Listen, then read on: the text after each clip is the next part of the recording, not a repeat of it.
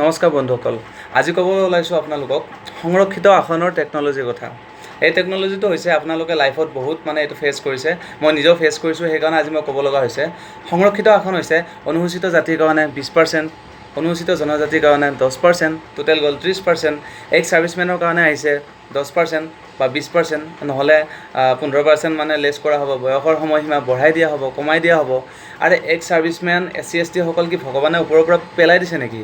আমাৰ দৰে মাৰ পেটত জন্ম হোৱা নাই নেকি? চব বস্তুতেই সংৰক্ষিত ছিট, পঢ়িব গ'ল আপুনি, পঢ়িব গ'লে সংৰক্ষিত ছিট, মেডিকেল এক্সাম দিব গ'ল তাতে আপোনাৰ সংৰক্ষিত ছিট, ইঞ্জিনিয়াৰিং দিব গ'ল তাতে সংৰক্ষিত ছিট, আপুনি চাকৰিৰ কাৰণে এপ্লাই কৰিলে তাতেও আপুনি 35% যদি আপোনাৰ আছে এপ্লাই কৰিব পাৰিব। আৰু জেনেৰেলজনে 60%ৰ আপত লাগিব, 80 লাগিব, 70 লাগিব। আৰু আপুনি ফৰ্ম এখন ফিল আপ কৰক, ফৰ্মখন ফিল আপ কৰিব গ'লে আপুনি যদি জেনেৰেল হয় আপুনি দিব লাগিব 520 টকা, আৰু যদি SC ST হয় তেনেহ'লে মাত্ৰ 150 টকা। আপোনালোকে ভাবক না, ইমান স্পেচিয়েল তেওঁলোক। মোৰ এই ভিডিঅ'টোৰ দ্বাৰা মই কোনো মানুহক পাৰ্চনেলি এটেক কৰিব খোজা নাই, বা মই সংবিধানক বহুত সন্মান কৰোঁ, কিন্তু আমাৰ সংবিধানত যে আছে ৰাইট টু ইকুৱেলিটি, সমতাৰ অধিকাৰ, এই সমতাৰ অধিকাৰটো ক'ত আছে? আজিকালি খৰ্ব হোৱা নাই নে সমতাৰ অধিকাৰ? এইটো কেনেধৰণৰ সমতাৰ অধিকাৰ? যিটো সমতাই নেকি আমাক সমতাই দিব পৰা নাই, আমাৰ মনত শান্তিয়ে হোৱা নাই যে আমি সমান নহয়। চব অস্পৃশ্যতা বৰ্জন যেতিয়া তেওঁ লিখিছিল, অস্পৃশ্যতা বৰ্জন কোনে লিখিছিল সেইটো মই কৈ আকৌ নতুন বিতৰ্কত সোমাব নোখোজোঁ।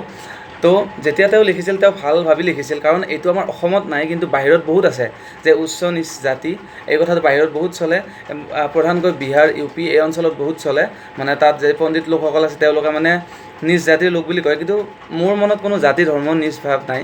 তেওঁ ভাত খায়, আমিও ভাত খাওঁ, তেওঁৰ খুন ৰক্ত ৰঙা, আমাৰো ৰঙা, তেওঁ ৰাতিপুৱা কামটো কৰে, আমিও কৰোঁ শুই উঠি, চব ছেম হয়, একেলগে একেখন ৰেষ্টুৰেণ্টত খাই, ফেচবুকত ফ্ৰেণ্ড হয়, একেলগে ঘূৰিব যায়, একেলগে খেলে, কিন্তু তেওঁলোক কেনেকৈ হ'ল অনুসূচিত জাতি আৰু জনজাতি? মোৰ হিচাপত এই সুবিধাটো থাকিব লাগে মাত্ৰ পাহাৰীয়া অঞ্চলত, দুৰ্গম অঞ্চলত যিসকলে বাস কৰে, বহুত কষ্টৰে পঢ়ি ডাঙৰ দীঘল হৈছে, তেওঁলোকলৈ থাকিব লাগে, নহ'লে চাহ বাগানৰ লোকসকলৰ কাৰণে থাকিব লাগে এই কথাটো, কাৰণ তেওঁলোকে বহুত কষ্টৰে এডুকেশ্যনটো পাব লগা হয়, আৰু বহুত দুৰ্লভ হয় তেওঁলোকৰ কাৰণে এডুকেশ্যন। ময়ো গাঁৱৰ ল'ৰা হয়, আমিও বহুত কষ্টত পঢ়িছোঁ, কিন্তু আমাতকৈ বহুত কষ্টত বহুত মানুহ আছে, আমি চাবলৈ গ'লে আমি বহুত হেপী আছোঁ। তথাপি মই ক'বলৈ লৈছোঁ যে এই কথাটো বন্ধ হ'ব লাগে, নহ'লে আপুনি চাব দুদিনমান পিছত এনেকুৱা হ'ব যে আপুনি মোবাইল এটা কিনিব গ'লে আপুনি SC নে ST, আপুনি যদি মোবাইলটো কিনিব যায় তেতিয়াহ'লে আপুনি SC ST হ'লে 30% ডিছকাউণ্ট পাব, এনেকুৱা এটা দিন আহি আছে চাব। আৰু লেপটপ এটা কিনিব গ'লে আপুনি পাব যে আপুনি যদি জেনেৰেল হয় তেনেহ'লে আপুনি 10 টকা বেছিকৈ দিব লাগিব, আৰু যদি SC ST হয় তেনেহ'লে 20% ডিছকাউণ্ট আছে। ঠিক এনেকুৱা দিনবিলাক হ'বলৈ গৈ আছে। সেইকাৰণে আপোনালোকে ভাবি চাওক যে SC ST সংৰক্ষিত আসন এইবিলাক হোৱাটো উচিত নে অনুচিত, আপুনি মোক জনাবচোন। কাৰণ মই নিজে এই বেমাৰৰ চিকাৰ হৈছোঁ, মই এডমিশ্যন ল'ব গৈ মই চাকৰিৰ কাৰণে এপ্লাই কৰি বহুত জেগাত হাৰিছোঁ, সেইকাৰণে প্ৰাইভেট জব কৰিব লগা হৈছে। প্ৰাইভেট জব কৰি মই শান্তিত আছোঁ, 50,000 লৈ আছোঁ, বহি আছোঁ আৰামছে। তথাপি মোৰ এইটো ক'ব খুজিছোঁ যে টেলেণ্ট থকাৰ পিছতো আমি জেনেৰেলবিলাক আৰু OBC বিলাক সদায় পিছ পৰি গৈছোঁ, আৰু টেলেণ্ট নোহোৱা, নকল কৰি 35% পোৱা, মোৰ চকুৰ আগত নকল কৰি 35% পোৱা ল'ৰাই আজি চাকৰি কৰি আছে।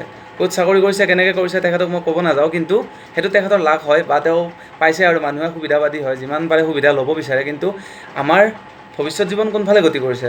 35 নম্বৰৰ পিছত দৌৰি আছে তেওঁলোক। 35 বা 40 পালে আমি চাকৰি পাই যাম, আৰু বেছি দৰকাৰ নাই। আমি ভাবোঁ কি 70% পাব লাগিব, 80% পাব লাগিব, ঠিক আছে। এতিয়া মই ছেকেণ্ডটো ক'ব লৈছোঁ, এক্স ছাৰ্ভিচমেন। মোৰ যদি দেউতা পুলিচ আছিল মই পুলিচ হ'ব পাৰিম, মোৰ যদি দেউতা আৰ্মি আছিল মই আৰ্মি হ'ব পাৰিম, কাৰণ মোক 20% দিবই, মই নিজে দেখিছোঁ 20% তাতে দিয়েই। তো ঠিক তেনেকৈ যদি আৰ্মিৰ ল'ৰা আৰ্মি হয়, পুলিচৰ ল'ৰা পুলিচ হয়, ডক্টৰৰ ল'ৰা ডক্টৰ হয়, ইঞ্জিনিয়াৰৰ ল'ৰা ইঞ্জিনিয়াৰ হয়, আৰু চোৰৰ ল'ৰাটোৱে পঢ়ি শুনি ভাল ল'ৰা হয়, কি কৰিব? কেনেকৈ চাকৰি পাব তেওঁ, যদি চব সংৰক্ষিত আসনেই হয়? আপুনি চাওকচোন সংৰক্ষণটো কিমানেই বেয়া বস্তু, কিমানে আমাৰ সমাজক হাৰ্মফুল ইফেক্ট কৰিছে। আৰু সেই ডক্টৰ ল'ৰাজনে সৰুতে ভাবিলে যে মই ডক্টৰ হ'মেই, আৰু দেউতা মোৰ আছেই, আৰু চৰকাৰী ডক্টৰ, তো মই কোটাত পাই যাম, বা মোৰ দেউতা আৰ্মি হয়, মই আৰ্মি হ'মেই। কিয় হ'ম? কাৰণ মোৰ দেউতাই 20% এটা মোৰ কাৰণে বান্ধিয়ে থৈ দিছে, মই কোনোমতে 30% এটা পালে আৰু 20 নম্বৰ তাৰ লগত যোগ হৈ যাব, সেইকাৰণে মই চাকৰি পোৱাটো নিশ্চিত। বন্ধুসকল, আপোনালোকে মোক জনাব এই বস্তুটো শেষ হ'ব লাগে নে নালাগে?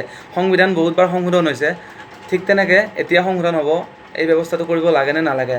এইটোৰ দ্বাৰা আমাৰ সুবিধা হ'ব, ভৱিষ্যত জীৱন উন্নতি হ'ব, আৰু এই 35-30 নম্বৰত যিটো আমাৰ ভাৰতীয় সংবিধানৰ শিক্ষাৰ গতি কৰিছে তলৰ ফালে, এইটো অকণমান ওপৰৰ ফালে আহিব, যদি আমি ইকুৱেলিটিটো, ৰাইট টু ইকুৱেলিটিটো সঠিক পথত লৈ যাওঁ, সকলো মানুহক সমান বুলি ভাবোঁ। আৰু বাকী সময়ত তেওঁলোকে কৈ থাকে যে আমাক সমান বুলি নাভাবে, আমাক উচ্চ নিচ ভাবে।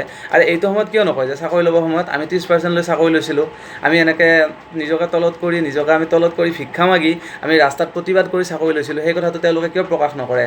মাত্ৰ মাত্ৰ আমাক সুবিধা লাগে আৰু আপুনি চাব বেছিভাগ অসম বন্ধ বেছিভাগ জাতি জনজাতীয় এই বস্তুবিলাক বন্ধ দিয়ে কোনে SC/ST সকলে দিয়ে আৰু তেওঁলোকক কিমান সুবিধা লাগে সুবিধা দিয়েই আছে আৰু সুবিধাবাদীসকলে সদায় সুবিধা বিচাৰিব তাৰ কাৰণে আমাৰ অসম চৰকাৰ ভাৰত চৰকাৰ সজাগ হোৱাটো উচিত আৰু আপুনি এজন সচেতন নাগৰিক হিচাপে এই ভিডিঅ'টো শ্বেয়াৰ কৰক আৰু আপোনালোকৰ মনৰ কথা মোক জনাব মই যদি কিবা ভুল কৈছোঁ তেনেহ'লে মোক জনাব মই শুধৰাবলৈ নিশ্চয় চেষ্টা কৰিম মোৰ এই ভিডিঅ'টোত কাকো মই আগতেও কৈছোঁ পাৰ্চনেলি এটেক কৰা কোনো ৰাজনৈতিক দল কোনো সংবিধানক মই অমান্য কৰা নাই জাষ্ট মই মোৰ মনৰ কথাখিনি কৈছোঁ কাৰণ মই বহুত দুখ পাইছোঁ কাৰণ এনেকুৱা মোৰ লগত ঘটনা বহুত হৈছে মই বহুত জেগাত গৈছোঁ তেনেকৈ মই দেখিছোঁ আৰু মোৰ ভাইটি ভণ্টিসকলে মোক এই ভিডিঅ'টো বনাবলৈ কৈছিল যে তেওঁলোকেও এনেদৰে বহুত নাম্বাৰ লোৱাৰ পিছতো এডমিশ্যন পোৱা নাই সেইকাৰণে এই ভিডিঅ'টো বনালোঁ প্লিজ আপোনালোকে শ্বেয়াৰ কৰিব আৰু যদি ভাল লাগিছে লাইক কৰিব বেয়া লাগিলে ডিছলাইক কৰিব আপোনাৰ মনৰ কথা আপোনাৰ নিজৰ মোবাইল আপোনাৰ নিজৰ ঠাম তো চেনেলটো ছাবস্ক্ৰাইব কৰি ৰাখিব আগলৈ এনেকুৱা ভিডিঅ'বিলাক পাবৰ কাৰণে এনে মই সকলো ধৰণৰ ভিডিঅ' দিওঁ আপোনালোকে যেনেকুৱা বিচাৰে তেনেকুৱাই দিম আপুনি জাষ্ট কমেণ্ট কৰিব